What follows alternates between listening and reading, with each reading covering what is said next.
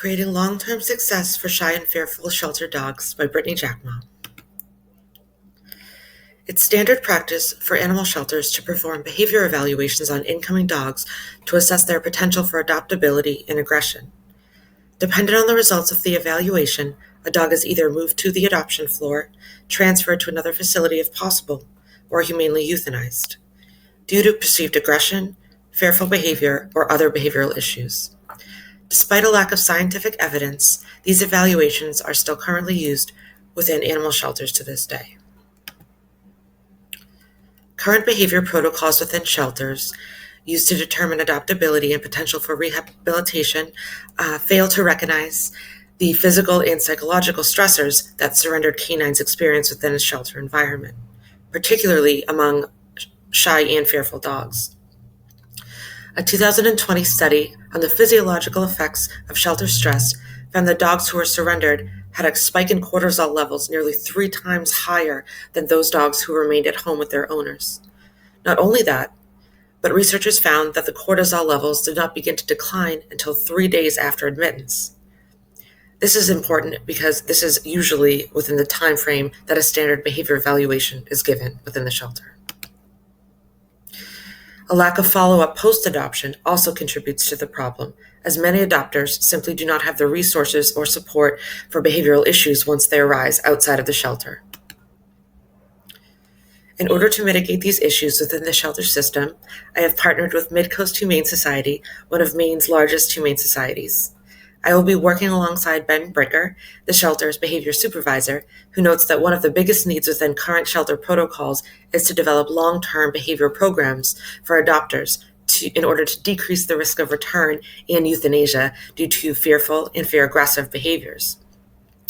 I will create a prototype of long-term behavior programs using shy and fearful dog profiles from the Humane Society to create prototypes of the potential programs, including their curriculums over a year-long stretch to be implemented by the shelter in the future if they so choose. Using evidence-based research, I will determine and demonstrate how these long-term behavior programs would improve the welfare of shy and fearful shelter dogs. Benefits would include again, decreasing the risk of return, potential euthanasia due to fearful behavior and fear-aggressive behavior, forming long-term relationships with adopters, and providing them with long-term support.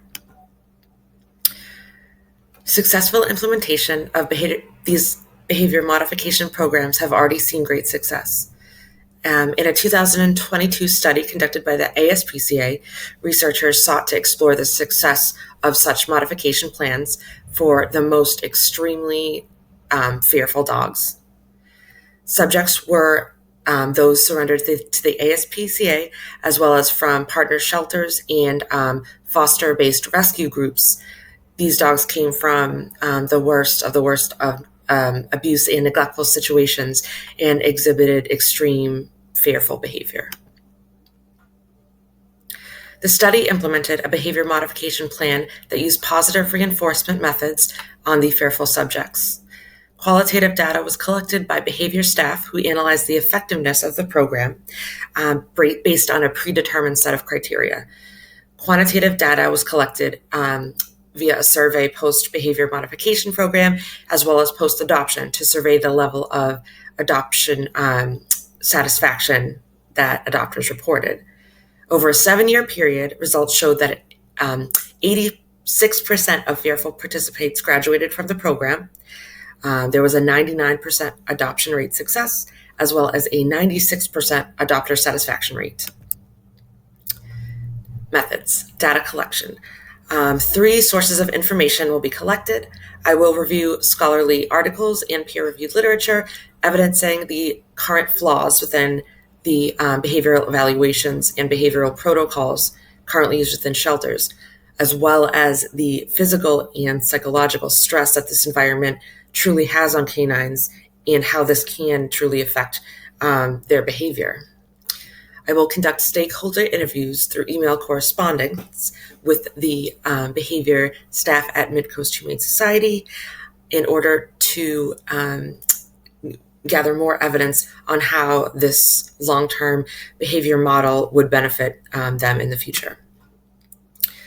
Current profiles from Midcoast Humane surrenders within the past year will be collected, involving cases of shy and fear-aggressive dogs, including history, age, breed, health specifics, as well as their adoption outcomes, in order to develop individualized long-term behavior plans for 3 cases under the supervision of my partner.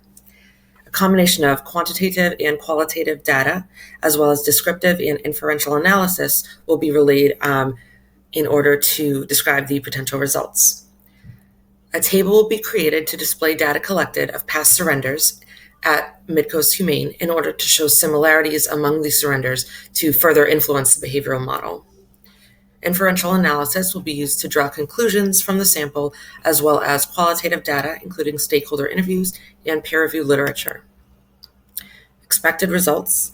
Expected results will include a deliverable to my partner of 3 long-term behavioral model plans, which would be potentially executed by shelter staff at Midcoast Humane in the future within similar cases that they may come across. Qualitative results in the form of a written analysis will show that such behavior programs would indeed decrease the risk of return, potential euthanasia, as well as creating long-term supportive relationships with adopters. Thank you.